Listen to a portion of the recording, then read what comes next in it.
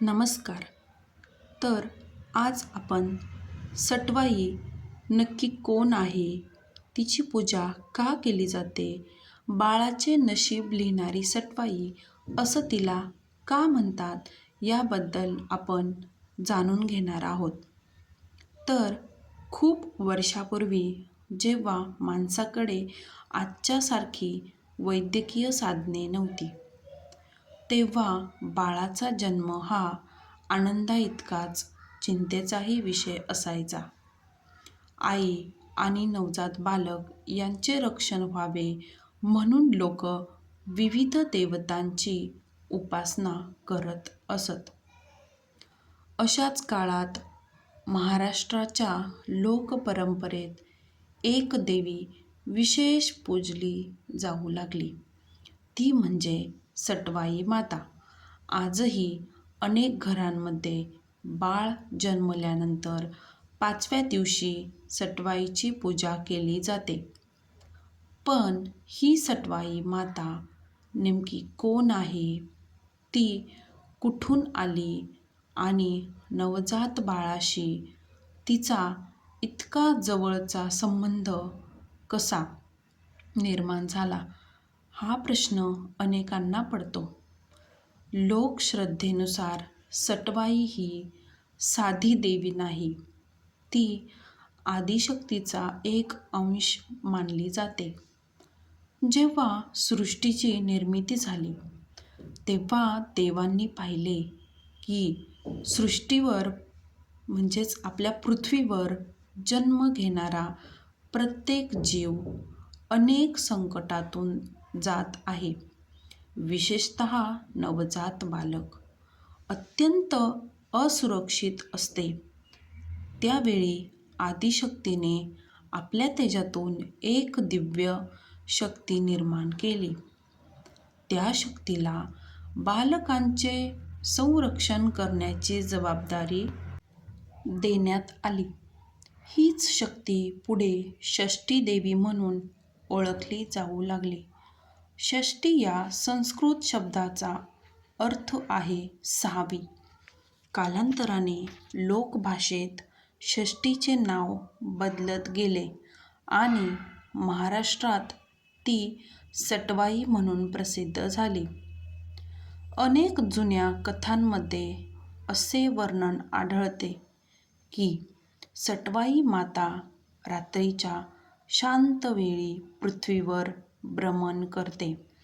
ज्या घरात नवजात बाळ असते त्या घरात ती विशेष कृपादृष्टीने प्रवेश करते. लोकांचा विश्वास आहे की बाळाच्या जन्मानंतर 6व्या रात्री सटवाई त्या बालकाच्या आयुष्याचा लेख लिहिते. म्हणूनच त्या रात्री घर स्वच्छ केले जाते, दिवा लावला जातो आणि देवीच्या स्वागतासाठी विशेष तयारी केली जाते. पूर्वीच्या काळी लोकांना वाटत असे की मनुष्याचा जन्म हा केवळ शरीराचा जन्म नसून त्याच्यासोबत त्याचे कर्म, त्याचे भविष्य आणि त्याच्या जीवनाचा मार्गही जन्म घेत असतो. या अदृश्य नियतीचे प्रतीक म्हणून सटवाई देवीची कल्पना विकसित झाली. लोकांच्या श्रद्धेत ती बाळाच्या कपाळावर भाग्य लिहिणारी देवी बनली. एक जुनी लोककथा सांगते की एका गावात एक गरीब स्त्री राहत होती. अनेक वर्ष तिला मूल होत नव्हते. अखेर तिने विविध देवतांची उपासना केली. तिच्या भक्तीने प्रसन्न होऊन सटवाई मातेनं तिला पुत्रप्राप्तीचा आशीर्वाद दिला. योग्य वेळी तिला सुंदर मुलगा झाला. 6व्या दिवशी तिने अत्यंत भक्तिभावाने सटवाईची पूजा केली. त्या रात्री तिला स्वप्नात तेजस्वी देवीचे दर्शन झाले. देवीने सांगितले, मी तुझ्या पुत्राच्या जीवनात येणारी संकटे पूर्णपणे दूर करणार नाही, कारण संकटांशिवाय माणूस घडत नाही, पण त्याला संकटांशी लढण्याची शक्ती देईन. ही कथा लोकांना एक महत्त्वाचा संदेश देते. सटवाई केवळ नशीब लिहित नाही, तर जीवन जगण्याची शक्ती देते.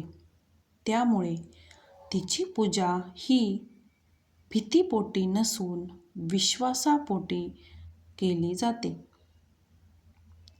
महाराष्ट्रातील अनेक भागांत सटवाईला ग्रामदेवतेचे स्थान आहे.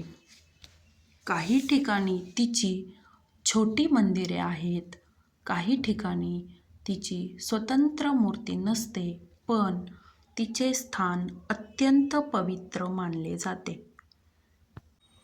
गावातील माता भगिनी आजही नवजात बालकाच्या कल्याणासाठी तिच्याकडे प्रार्थना करतात.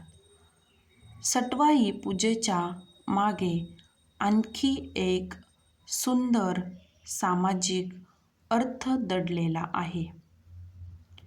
बाळ जन्मल्यानंतरचे पहिले काही दिवस आईसाठी अत्यंत महत्त्वाचे असतात.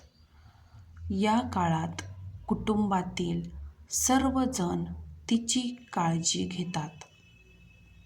6व्या दिवशी होणारी सटवाई पूजा ही प्रत्यक्षात आई आणि बाळाच्या सुरक्षिततेचा सामूहिक उत्सव आहे. लोक श्रद्धेने म्हणतात की त्या दिवशी देवी येते, पण त्यामागे एक सामाजिक संदेशही आहे. नवजात जीवनाचे स्वागत आणि त्याच्या भविष्यासाठी शुभेच्छा. काळ बदलला, विज्ञान प्रगत झाले, रुग्णालये आली, आधुनिक वैद्यकशास्त्र विकसित झाले, तरीही सटवाईवरील श्रद्धा कमी झाली नाही. कारण ती फक्त धार्मिक परंपरा नाही, ती आईच्या मायेची, नवजीवनाच्या स्वागताची आणि बालकाच्या उज्ज्वल भविष्यासाठी दिलेल्या प्रार्थनेची परंपरा आहे. आजही महाराष्ट्रातील अनेक घरांमध्ये बाळाच्या जन्मानंतर 6व्या दिवशी दिवा लावला जातो. सटवाई मातेची आठवण काढली जाते. तिच्यासमोर हात जोडून एकच प्रार्थना केली जाते, हे माते, या बाळाला चांगलं आयुष्य, आरोग्य, दीर्घायुष्य, सद्बुद्धी आणि सुखी जीवन दे. याच कारणामुळे शेकडो वर्षे उलटून गेली तरी सटवाई माता महाराष्ट्राच्या लोकजीवनात जिवंत आहे. ती केवळ एक देवी नाही, तर प्रत्येक आईच्या आशेचे, प्रत्येक बालकाच्या संरक्षणाचे आणि नव्या जीवनावरील अढळ विश्वासाचे प्रतीक आहे. तर तुम्हाला ही कथा कशी वाटली कमेंट करून नक्की सांगा आणि आपल्या चॅनलला सबस्क्राईब करायला विसरू नका. Thank you.